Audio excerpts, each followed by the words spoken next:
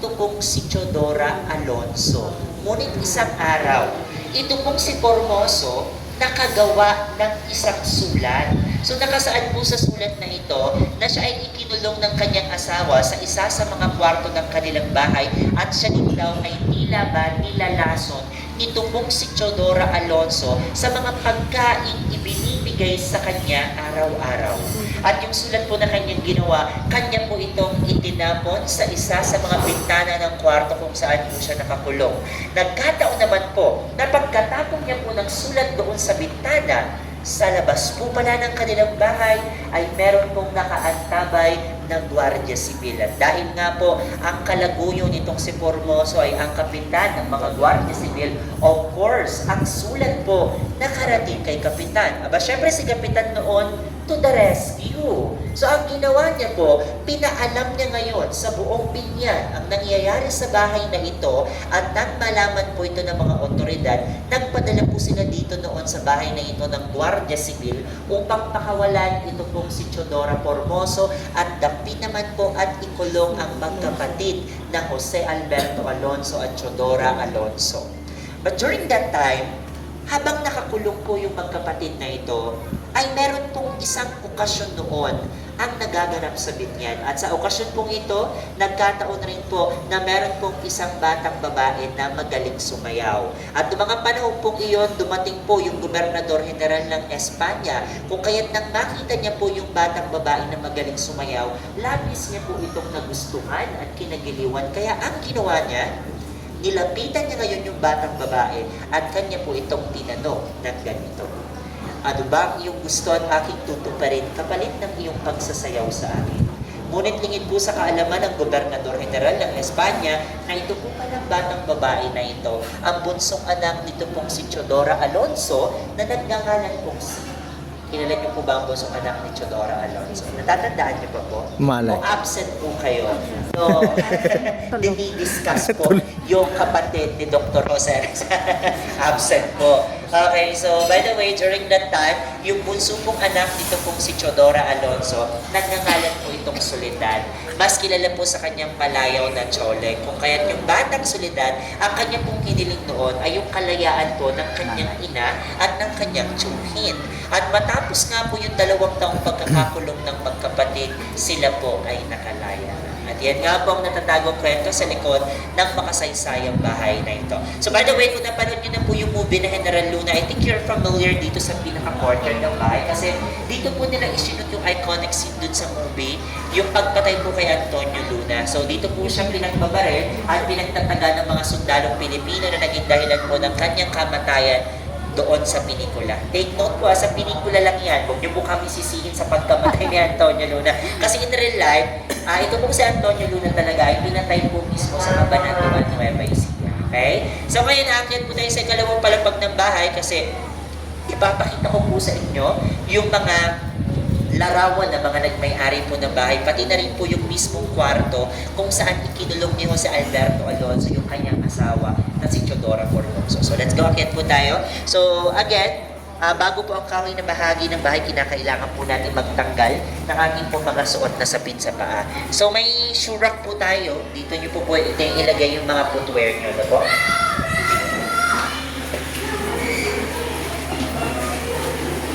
And so reminders to everyone to be careful, especially sa mga nakamedyas kasi medyo madulas po ang hagdan at sa ng bahay. Pwede naman po, but be careful lang po, no? Kasi nga po medyo madulas po yung sarili. So let's go, akyat po tayo. Bro. Chinelas mo, bro.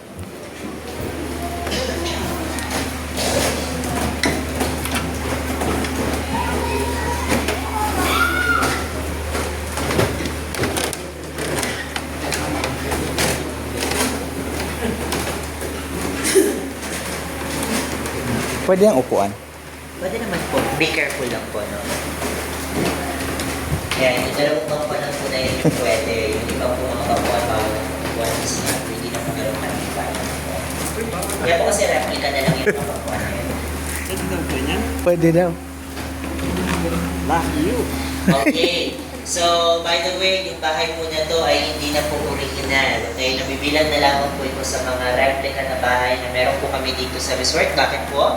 Kasi po yung original parts po ng bahay na to umaabot na lang po ng 1 to 5% only. So, meaning to say, most of the parts of this house are just fabricated or mga replica na lang. Pero kasama po sa 5% original parts ng bahay, ito pong hagdanan na inakyatan natin going here to the second floor of this house ay yung pinaka-ceiling po dito. Ito po yung mga original pa rin po hanggang sa ngayon. Okay?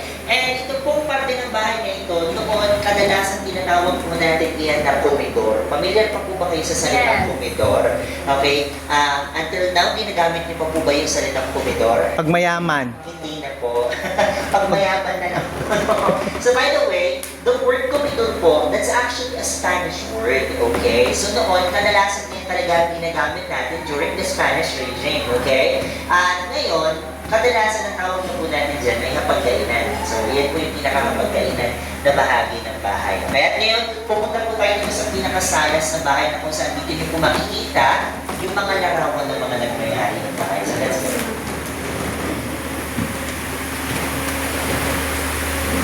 So huwag po kayo mag-alala, mga larawan lang po yung makikita nyo dito, hindi po mismo yung may-ari ng bahay. Walang multo. Wala po sila ngayon, nakabakasyon po. Okay. So ito po mga nakasabit na mga larawan. Actually, mga paintings po ito, no? Sila po yung mga nagmay-ari ng bahay. So ngayon, malalaman niyo po kung paano nagpasalin-salin ang pagmamay-ari ng bahay, okay? So ito po nag-iisang lalaki sa mga larawan. Siya po si Jose Alberto Alonso, ang ika-apat na henerasyon na nagmay-ari po ng buong bahay na to. At siya rin po yung paboritong chumi ni Dr. Jose Rizal na nagturo po sa kanya ng sports na fencing. Samantala, ito naman pong katabi niyang babae, siya po si Chodora Formoso, ang asawa niya po.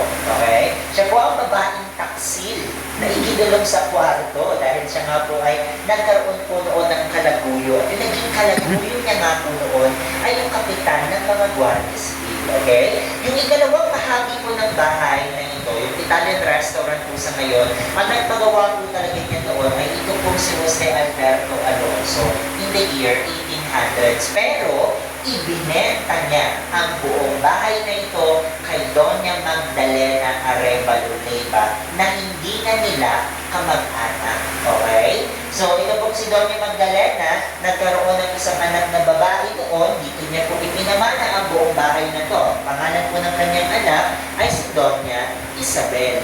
Makikita niyo po itong si Doña Isabel may corona dahil isa po siyang beauty queen. Actually, ang tawag po sa kanya noon ay Queen of Luzon dahil nanalo po siyang Carnival Queen. Ang katubas po ng Carnival Queen natin ngayon ay Binibining Pilipinas panlaban ng Miss Universe. At dahil po sa natatangin niyang kagandahan, nabihag niya po ang puso na nagngangalang Macario Marco, isang Espanyol. Biniyayaan naman po sila ng napakagandang mistisa na anak at dito nila muling ipinamana ang buong bahay. Ang pangalan niya po, si Doña Pilar. Ngunit sa hindi inaasahang pangyayari, nung mag-asawa po itong si Doña Pilar, nagkataon naman po na ang kanyang naging asawa noon ay ito pong si Zoilo Alberto Alonso na nagkataon po pamangkin ni Jose Alberto Alonso. Kaya po, ang pagmamay-ari ng buong bahay na ito ay bumalik lamang po sa pamilya ng mga Alberto at Alonso. That's why in Binyan, Laguna, the people there call this house the Alberto's Mansion or the Alberto's House. And the amazing part of it, these two paintings po that you can see here are still original from this house. At ito pong dalawang nauna, ito na po yung mga replica o reproduction. Okay? At ngayon, ipapakita ko naman po sa inyo yung mismong kwarto kung saan ikinulong ni Jose Alberto Alonso yung kanyang asawa na si Chodora Formoso. Are you ready to meet her? Andun siya? Nandyan po siya ngayon. Okay. Nagpaiwan po kasi kaya nandito po siya sa kwarto. Sa taas po kayo, ayan. Ayan na ba siya? Nasa dyan ayan siya po sa baul. makikita siya. And chinapchap po kasi siya dito sa baul. Joke lang po. Ito pong baul po na to ay antique na po. po, no? Pero hindi na po ito originally dito sa bahay, okay? So ito pong mga kagamitan na nakikita niyo sa loob ng bahay ay mga antique collection na lang po ng pamilya Acosar na napagdesisyonan po nilang ilagay dito to add additional designs for this house, okay? By the way, ito nga po yung original na struktura ng kwarto kung saan nga po dito ikinulong ni Jose Alberto Alonso yung kanya pong asawa na si Chodora Formoso. At dyan naman po eksaktong-eksakto sa bintanang iyan, itinako ni Chodora Formoso, hindi po yung katawan niya yung tinako, no? Yung sulat po, ayan, okay? Yung sulat na napulot ng Guardia Civil na naging dahilan kung bakit nakulong yung magkapatid na Jose Alberto Alonso at Chodora Alonso, okay? Kasama rin po sa 5% original parts ng bahay, yung dingding po ng kwarto na to, pati na rin po yung bawat pintuan, okay? Mga original pa rin po yan hanggang sa ngayon, okay? Mapapansin nyo naman po, nasa gilid na bahagi ng bahay, may daanan po kayo makikita dyan. Yes, so daanan po na yan noon, tinatawag nila na bulada. Daanan po yan ng mga alipin sa gigilid. Kaya ang tawag sa kanila noon, alipin sa gigilid because literally, nasa gilid lang po sila ng bahay. Samantalang yung isang alipin na tinatawag naman po nating alipin na mamahay, kaya ang tawag sa kanila ay namamahay dahil sila po naman ang mga alipin na naninilbihan sa loob ng bahay. So originally, ang bulada po na yan, nakapalibot yan sa buong gilid ng bahay. But since this house is renovated na po, so makikita niyo po na yung bulada putol na. So, ibig sabihin, hindi na po yan yung pinaka-original structure ng bahay. May naiba na po.